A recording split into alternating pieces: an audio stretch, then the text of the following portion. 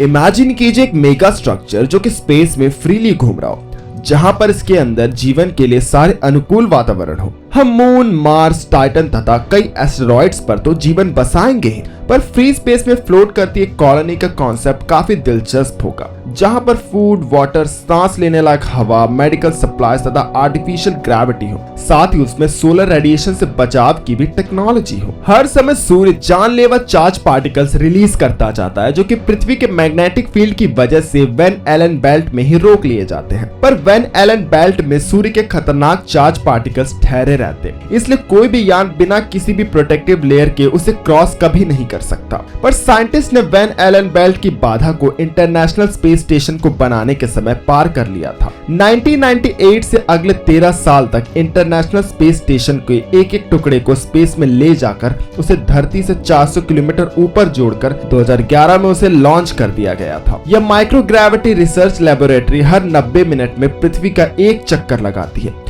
और इसकी गति 28,000 किलोमीटर प्रति घंटा है। इंटरनेशनल स्पेस स्टेशन के अंदर भले जीवन के लिए ग्रेविटी को छोड़ सारे अनुकूल वातावरण है, पर यह स्पेस स्टेशन परमानेंट नहीं है। इस कारण इसे कंट्रोल करने के लिए हमेशा इंसानों की मदद लगेगी और वहां पर कंफर्ट भी नहीं है, बस आप वहां पर जिंदा रहकर रिसर्च कर सकते हो। वहां पर एस्ट्रोनॉट्स को वैक्यूम पैक्ड फूड खाना होता है, जिसका टेस्ट भी कुछ खास नहीं होता। साथ ही उन्हें कई सारे साइकोलॉजिकल प्रॉब्लम्स जैसे कि अकेलापन, एंजाइटी, डिप्रेशन हो जाता है। वही जीरो ग्रेविटी के कारण इंटरनेशनल स्पेस स्टेशन के एस्ट्रोनॉट्स के बॉडी में कई चेंजेस हो जाते हैं, muscle loss of bone density, ये सारी चीजें। इंटरनेशनल स्पेस स्टेशन हमारे एक परमानेंट सेटलमेंट तो नहीं है, पर फ्री स्पेस में कॉलोनी बनाने के टेक्नोलॉजी में यह पहला कदम है। अगर हम कोई ऐसी सेटलमेंट बनाए जहां पर हजारों इंसान रह सकते, तो हमें इसे बनाने के लिए उसी टेक्नोलॉजी का यूज करना होगा जैसे कि हम इंटरनेशनल स्पेस स्टेशन में यूज करते हैं। एक परफेक्ट फ्री स्पेस कॉलोनी में close loop life support system होगा, जो कि चारों तरफ से सील होगा। पर इंटरनेशनल स्पेस स्टेशन एक close loop life support system नहीं है, पर इसी में हमने एक अलग तरह के लाइफ सपोर्ट सिस्टम की टेस्टिंग की है, जिसे कि ECLSS कहा जाता है। एक ऐसा सपोर्ट सिस्टम जो कि पानी को रिसाइकल कर सकता है, टेम्परेचर को मेंटेन कर सकता है, डिवाइसेस जो कि पानी को इलेक्ट्रोलाइज करके ऑक्सीजन को प्रोड्यूस भी कर सकती है तथा कार्बन डाइऑक्साइड जैसे गैस को स्पेस में भी छोड़ा जा पाएगा। वह यूरोपियन स्पेस एजेंसी भी कुछ लाइफ सपोर्ट सिस्टम पर काम कर रही है, जो कि टोटल कार्बन डाइऑक्साइड में से 50% कार्बन डाइऑक्साइड को ऑक्सीजन में बदल सकता है। यूरोपियन स्पेस एजेंसी इसमें फोटोसिंथेटिक एल्गी का यूज कर रही है, जो कि भारी मात्रा में कार्बन डाइऑक्साइड को एब्जॉर्ब कर लेता है और ऑक्सीजन रिलीज करता जाता है। इससे हम कार्बन डाइऑक्साइड जैसे ग्रीन हाउस गैसेस को भी काम में ला पाएंगे। पर इसके बावजूद भी इस स्पेस कॉलोनी में पृथ्वी से हमेशा ऑक्सीजन को ट्रांसफर करते रहना पड़ेगा। पर एक आइडियल लाइफ सपोर्ट सिस्टम जहां पर बाहर से कुछ ना ले जाना पड़े, इसे बनाने में टाइम लगेगा। नासा अपने आर्टेमिस मिशन में कई सारे एडवांस लाइफ सपोर्ट सिस्टम को यूज करने वाला है, जिसके अंदर वातावरण बिल्कुल पृथ्वी की तरह होगा। साथ ही चांद पर एक बेस भी बनेगा, जहां पर इस तरह के लाइफ सपोर्ट सिस्टम का एक्चुअल में यूज होगा।